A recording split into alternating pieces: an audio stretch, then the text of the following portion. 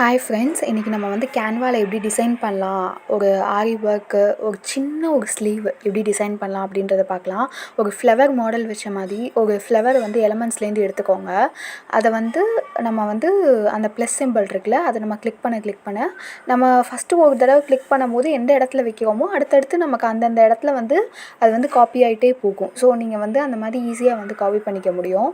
And இப்போ வந்து flower designs எல்லாமே வச்சிட்டோம். இது வந்து ஆக்சுவலி பேசிக்லேருந்து டீட்டெயில்டாக நான் வந்து உங்களுக்கு ஒவ்வொரு வீடியோவாக நான் வந்து போடுறேன். கேன்வாவில் உள்ள என்னென்ன ஆப்ஷன்ஸ் எல்லாம் இருக்குது, நம்ம என்னென்னலாம் வந்து பண்ண முடியும் அப்படின்றது வந்து இப்போ எனக்கு வந்து ஒரு ஹம்ஸ் மாதிரி ஒரு ஷேப் வந்து தேவை அப்படின்னா எனக்கு வந்து அது எக்ஸாக்டாக அந்த எலமெண்ட் வந்து கிடைக்காது. பட் வந்து நான் இருக்கிற எலமெண்ட்டை வச்சு அதை எப்படி அதை க்ராப் பண்ணி நம்ம வந்து மாடிஃபை பண்ணி நமக்கு தேவையான ஒரு டிசைனுக்கு வந்து அதை கொண்டு வருது அப்படின்றத பார்க்கலாம். இப்போ இது வந்து ஜஸ்ட் அந்த கர்வ் மாதிரி இருக்குது. ஸோ ஆக்சுவலி ஹம்ஸுன்னும் போது சின்ன சின்னதாக வந்து வரணும், ரைட்டா?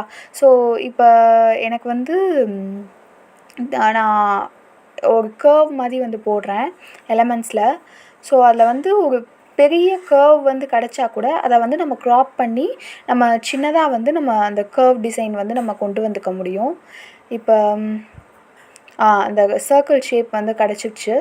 ஸோ இந்த சர்க்கிள் ஷேப்பை வந்து நான் ஜஸ்ட்டு க்ராப் பண்ணிட்டு அப்படியே வந்து நம்ம காப்பி பண்ணி எல்லா இடத்துக்கும் நம்ம வந்து அழகாக நம்ம வந்து கொண்டு வந்துக்க முடியும். ஸோ இந்த மாதிரி நிறைய டிசைன்ஸ் நம்ம வந்து கேன்வாலே நம்ம டிசைனிங் ஒர்க்ஸை வந்து நம்ம பண்ணிக்க முடியும். நம்ம அந்த லென்த்து இதெல்லாம் வந்து செக் பண்ணுறதுக்கு வந்து மேலே வந்து அந்த ஷோ மார்ஜின் ஒன்று இருக்கும். அடுத்த வீடியோவில் நான் அதையும் காமிக்கிறேன் ஃப்ரெண்ட்ஸ். தேங்க்யூ.